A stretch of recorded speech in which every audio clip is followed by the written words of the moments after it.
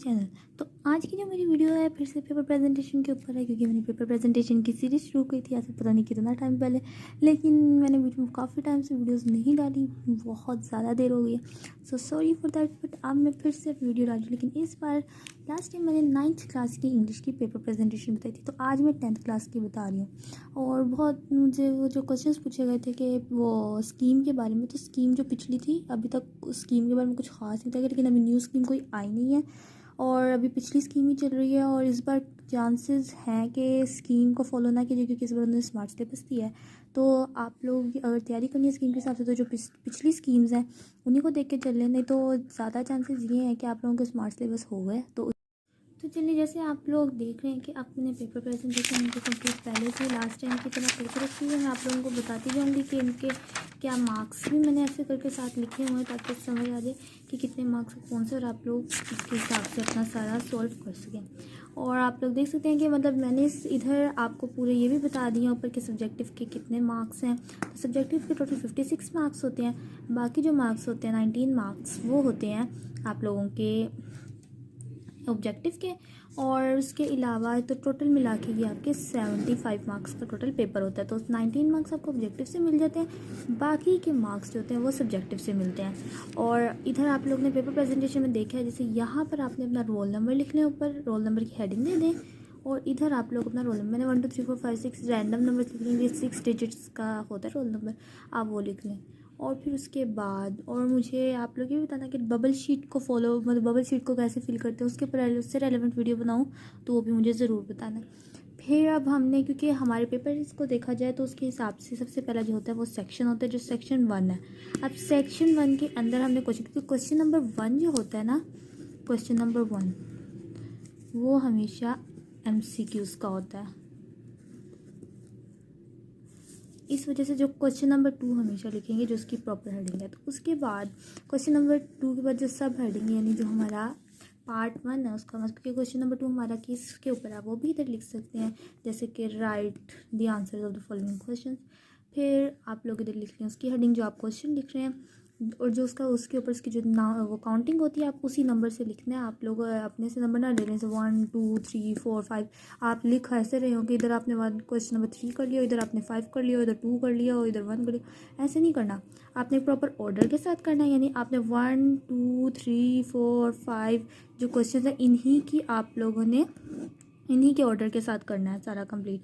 और आप लोगों ने ये भी देखना है कि आप लोग जो हेडिंग दे रहे हैं, जैसे समझे आपको 5 क्वेश्चंस में से 4 करना है, तो आपने पहला किया, दूसरा किया, चौथा किया, पांचवा किया, तो इसके अंदर आप ये करेंगे कि आपने नहीं कि इसी ऑर्डर के साथ हेडिंग नहीं कि पहले क्वेश्चन के ऊपर पहला, दूसरे क्वेश्चन के ऊपर दूसरा, और आपने तीसरा क्वेश्चन नहीं किया तो आप चौथे के ऊपर तीसरा नहीं लिखेंगे, चौथे के ऊपर चौथा ही लिखेंगे, और फिर पाँचवा। तो ये इस हिसाब से आप लोगों ने ऑर्डर को मैनेज करना, अपने हर चीज़ के ऑर्डर को और उसके क्वेश्चन नंबर को देख के मैनेज करना। जैसे आप देख सकते हैं इधर क्वेश्चन नंबर 2 था, मैंने जो, क्योंकि मैंने क्वेश्चन नंबर 1 नहीं लिखा इधर, मैंने इधर क्वेश्चन नंबर 2 लिखा है। क्यों? क्योंकि ये इसका ऑर्डर था। और फिर इसके अंदर आप देख सकते हैं 1 2 3 और मैं डायरेक्ट 5 लिखी, ये तो नहीं मैं डायरेक्ट 5 पे चली गई हूँ कि समझ लें इधर जो क्वेश्चन नंबर 4 था वो मुझे आता ही नहीं था, तो उसको मैंने छोड़ के मैंने 5 करना था, तो मैंने 4 नहीं लिखा नीचे, मैंने डायरेक्ट 5 लिखा है। लेकिन 5 क्वेश्चन पूरे करने थे, मैंने क्वेश्चन नंबर 6 एक कर आता था मुझे, मैंने उसकी हेडिंग दे दी और इस तरीके से कर लिया। फिर आप इधर भी देख सकते हैं, यहाँ पर ट्रांसलेशन वगैरह करनी है। और आप लोग देखें, जब कोई क्वेश्चन कंप्लीट हो जाए ना, तो उसके आप लोगों ने एंड पे एक ऐसे बड़ी सी एंडिंग लाइन लगानी, क्वेश्चन कंप्लीट होने की। पार्ट कंप्लीट होने पर आप लोग ऐसे भी कर सकते हैं, एक छोटी सी सिंगल सी ऐसे लाइंस भी ड्रॉ कर सकते हैं मार्कर से बस, या फिर आप एक लाइन छोड़ दें, जैसे क्वेश्चन इधर मेरा कंप्लीट हो गया समझे, तो फिर इधर वाली लाइन छोड़ के इधर कर दिया, तो इससे भी सही है। लेकिन आप लोग साथ एंडिंग लाइन भी देखना चाहते हैं तो देख सकते हैं, लेकिन बहुत बड़ी लाइन नहीं देनी, नॉर्मली से पता चले कि यहाँ पर ये क्वेश्चन कंप्लीट हो गया। लेकिन जब आप पूरा क्वेश्चन कंप्लीट कर लें, मतलब क्योंकि ये तो पार्ट्स हैं ना, जब क्वेश्चन कंप्लीट कर लें तो उसके ऊपर आपने इतनी बड़ी लाइन देनी है ताकि पता चले कि ये पार्ट इधर कंप्लीट हो गया। फिर आप देख सकते हैं इधर भी पार्ट जब कंप्लीट हुआ तो मैंने दिए हैं, मैंने हर जगह जहाँ वो क्वेश्चन कंप्लीट हुआ है तो मैंने उधर ये कंप्लीट लाइनिंग दी है फुल हर जगह। और अब मैं इनकी मार्क्स डिस्ट्रीब्यूशन को देखूं तो मतलब 9th क्लास जो है ना, 9th क्लास और 10th क्लास के क्वेश्चन के जो क्वेश्चन आंसर्स की जो डिस्ट्रीब्यूशन होती है तो सेम ही होती है। 2 मार्क्स का ये वाला, 2 मार्क्स का ये वाला, 2 मार्क्स का ये वाला, 2 मार्क्स का ये वाला, एंड 2 मार्क्स का ये वाला। तो टोटल मिला के 10 मार्क्स होते हैं। 8 क्वेश्चन आते हैं जिनमें से 5 करने होते हैं आपको, 5 होते हैं, 3 की चॉइस होती है और आपका हर एक क्वेश्चन 2 मार्क्स का होता है। तो इसका मतलब आपने 2 to 3 लाइन्स लिखनी होती हैं अपने हर क्वेश्चन के अंदर। 2 to 3 लाइन्स लिखनी है, बस काफ़ी है और आपका क्वेश्चन कंप्लीट हो जाएगा, आपको फुल मार्क्स मिलेंगे। लेकिन एक और बात है कि आपने टू द पॉइंट क्वेश्चन लिखना है। यानी अगर आपसे कोई क्वेश्चन पूछा गया जैसे how is failure not disgrace, तो आप इसके अंदर पूरी उसकी समरी लिखने बैठ जाए, ऐसा कुछ नहीं करना। जो टू द पॉइंट जो उन्होंने क्वेश्चन पूछा कि फेलियर क्यों डिस्ग्रेस है, क्यों नहीं है, क्योंकि वो एक उन लोगों के लिए टीचर है जो अपनी लाइफ में सक्सेस हासिल करना चाहते हैं। इस तरह के इसके आंसर्स वगैरह हैं। तो आपने उसी के चल आपने ये नहीं लिखना, पहले आप क्वेश्चन उन्होंने पूछा आपसे फेलियर के मतलब और आपने 2 to 3 लाइन्स का ही लिखा है, लेकिन आपने लिख लिया उसके ऊपर सक्सेस से मुतल्लिक। सो गाइस, अब हम क्वेश्चन नंबर 3 की तरफ चलते हैं। तो क्वेश्चन नंबर 3 के अंदर हम लोगों को उन्होंने दिया ट्रांसलेशन करनी है। ट्रांसलेशन के अंदर उन्होंने एक पैराग्राफ दे दिया है जो कि आपको दिया टोटल 8 मार्क्स का।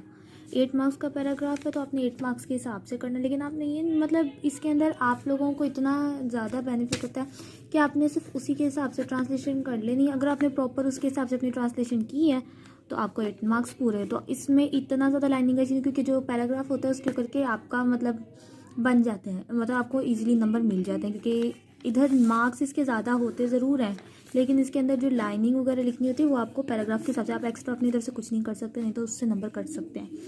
बाकी इसके अंदर ऐसा कुछ नहीं है। अगर आपने प्रॉपर इस पैराग्राफ के अकॉर्डिंग उसकी ट्रांसलेशन की तो पैराग्राफ छोटा उससे फ़र्क नहीं पड़ता, लेकिन आप लोगों को नंबर पूरे ही मिलेंगे। फिर क्वेश्चन नंबर 4 की बात आती है तो उसके अंदर हमें समरी करनी है। 9th क्लास में भी समरी थी और 10th में भी समरी। तो 10th में आप लोगों को पीस है, ट्राई अगेन है, बस पीस और ट्राई अगेन ही है 10th क्लास में अभी इस बार स्मार्ट सिलेबस के अकॉर्डिंग। तो वो समरीज़ हैं, वो करनी है। तो समरी के जो नंबर होते हैं 5, लेकिन इन 5 मार्क्स को लेने के लिए ऑलमोस्ट आपको एक पूरा पेज तो करना ही पड़ता है सॉल्व, और अंदर आपको कम से कम 2 ऐसी ये देनी पड़ती हैं आप लोगों को कोटेशंस, और आप लोगों को उसमें उसके पोइट का नेम भी लिखना होता है। जैसे पीस है, पीस के पोइट का नेम डॉक्टर हार्टमैन है, तो इधर डॉक्टर हार्टमैन मैंने लिखा है। इस तरीके से आप दे सकते हैं। क्वेश्चन नंबर 4 की इधर हेडिंग दे दी, इधर समरी की हेडिंग दे दी, इधर पीस की हेडिंग दे दी, इधर डॉक्टर हार्टमैन लिख दिया आपने। इस तरीके से हेडिंग दे दी और मैंने एक सिंगल एक लाइन लगा ली, इसलिए मैं इसको थोड़ा सा बोल्ड कर, मतलब थोड़ा सा इसको मोटा करके लगाया, क्योंकि अगर मैं डायरेक्ट लिख दूँ तो इससे इतना लाइन महसूस नहीं होनी थी इसके ऊपर, तो इस वजह से मैंने इसको इस तरीके से लगा लिया। बाकी इसके नीचे मैंने इसी तरह के सादे से पेन से नीचे लाइनिंग लगा लिया और मैंने कोटेशन दे दी, और साइड पे इनसे मैंने फिर वो बंद कर दिया। फिर मैंने इधर आप लोगों को दिखाना कि यहाँ पर समझे आप लोगों ने पूरा का पूरा ये लिख लिया। आप लोगों ने फिर इसके सेंटर में ये नहीं करना कि आप पूरी समरी लिख लें इजीली और उसके नीचे जाके वो समझ, अगर आप सेंटर में करके लिखें, जैसे ऊपर आपने लिख ली आधी समरी और सेंटर में आपने एक कर लिया, या फिर आपने एक कर ली जैसे 3 पैराग्राफ्स का कोई सेंटेंस है तो पहले पैराग्राफ लिखा, फिर कोटेशन लिखी, फिर पैराग्राफ लिखा, फिर कोटेशन लिखी, एंड देन अगेन पैराग्राफ लिखा, बस ख़त्म। या फिर आप लास्ट में एक और कोटेशन दे सकते, इस तरीके से भी अच्छा है। और उसके अलावा कम से कम आप एक कोटेशन तो ज़रूर दे दें। बाकी और मेरी माने तो 2 कोटेशंस भी काफ़ी हैं, और अगर आप नहीं दे सकते ज़्यादा कोटेशंस तो 1 दे दें, लेकिन अगर आप ज़्यादा दे सकते हैं, लेकिन एक पेज के अंदर आप 2 कोटेशन से ज़्यादा बिल्कुल मत रखें। 2 मैं इधर लिख भी रही हूँ, 2 कोटेशंस आर इनफ। ओके, सो इधर 2 कोटेशंस इनफ है। क्वेश्चन नंबर 5 के अंदर हमने ऐसे लिखा है और ऐसे का नेम लिखा, जैसे मैंने इधर ऐसे का नेम लिख दिया स्पोर्ट्स एंड, इसके अंदर भी आप कोटेशंस ज़रूर देना, इसके अंदर भी आप कोटेशंस ज़रूर ऐड करना। स्पोर्ट्स एंड गेम से रिलेवेंट जितनी भी कोटेशंस है आप ऐसे ऐड कर लें, और आप लोग सिंपली जैसे पैराग्राफ लिखते हैं पैराग्राफ लिखें, कोटेशन लिखें, देन अगेन पैराग्राफ लिखें, एंड देन आपको कंप्लीट। तो आप लोग ये क्वेश्चन देख सकते हैं कि ये आपको 15 मार्क्स का मिला, तो 15 मार्क्स के हिसाब से आप लोगों ने करना है। तो आप लोग ये ऐसे कर लें कि एक ये पूरा पेज कर लिया, फिर ये पूरा पेज कर लिया, ये ऐसे पूरा पेज कर लिया आपने, एंड देन आप ये मतलब ऐसे इस तरीके से आप 3 पेजेस कम से कम कर लें, फिर आप लोगों के 15 मार्क्स के हिसाब से ये बन जाएगा। बाकी अगर आप लोग का ऐसे ज़्यादा लंबा तो वो कर सकते हैं, लेकिन बहुत छोटा है, लेकिन क्योंकि का 2.5-3 पेजेस का कम से कम होना चाहिए वो ऐसे, क्योंकि 15 मार्क्स का ऐसे होता है और अगर आप 15 मार्क्स के अंदर वो करेंगे तो नंबर नहीं मिल सकते। बाकी अब हम क्वेश्चन नंबर 6 की तरफ चलते हैं। तो क्वेश्चन नंबर 6 नरेशन के ऊपर होता है, मीन्स डायरेक्ट इनडायरेक्ट के ऊपर। आप डायरेक्ट इनडायरेक्ट की भी हेडिंग देख सकते हैं और नरेशन की भी। इसके अंदर मैंने लिखा she said where do you live, कि नहीं, एक सेंटेंस है, इसको आप लोगों ने, ये डायरेक्ट सेंटेंस है, इसको इनडायरेक्ट में कर लेना। डायरेक्ट सेंटेंस ऐसा भी हो सकता है कि इनडायरेक्ट सेंटेंस है, उसको डायरेक्ट में करना हो, लेकिन मतलब इस तरीके से आपको नरेशन मिल जाएंगे, आपने वो करने हैं सॉल्व। और ये आपने इसी तरीके से करना है। पहले ये क्वेश्चन वो पार्ट की हेडिंग दे दी, वो सेंटेंस लिख लिया एंड देन फिर आपने वो सेंटेंस कंप्लीट कर लिया। तो इसके अंदर आपको हर तरह के सेंटेंस मिल सकते हैं, क्वेश्चन मार्क वाले भी हो सकते हैं और सिंपल फुल स्टॉप वाले भी हो सकते हैं, और आप लोगों को ये एक्सक्लेमेटरी सेंटेंस भी मिल सकते हैं। डिफरेंट सेंटेंसेस होते हैं। तो आप लोगों ने उनके ऑर्डर को, जैसे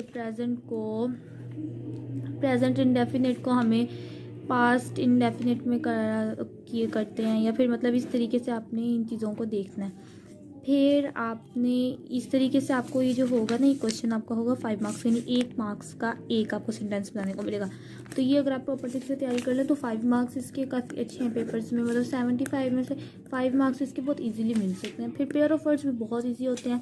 पेयर ऑफ वर्ड्स में जो मार्क्स होते हैं वो भी 5 मार्क्स ही होते हैं। तो इसके अंदर भी यही होता है, इसके अंदर आपको 0.5 मार्क्स का एक सेंटेंस बनाना होता है। इसके अंदर टोटल आपको ये एक जो, मतलब क्योंकि ये पेयर मिलता है ना कोई वो वर्ड्स का जिनके हमें सेंटेंस बनाने होते हैं, तो एक पेयर 1 मार्क्स का होता है, लेकिन उसके अंदर एक वर्ड जो होता है वो हाफ मार्क्स का हो गया। तो यानी अगर आप ये कर लेंगे, क्योंकि इन्हें याद करना बहुत आसान होता है, तो ये कर लें तो इसके भी 5 मार्क्स अच्छे थे, तो ये बहुत अच्छे होते हैं। तो आप ये भी कर सकते हैं, मतलब इनको भी अच्छे तरीके से याद करके आप लोगों को इसके नंबर लेना बहुत आसान है और इससे भी नंबर लेना बहुत आसान है।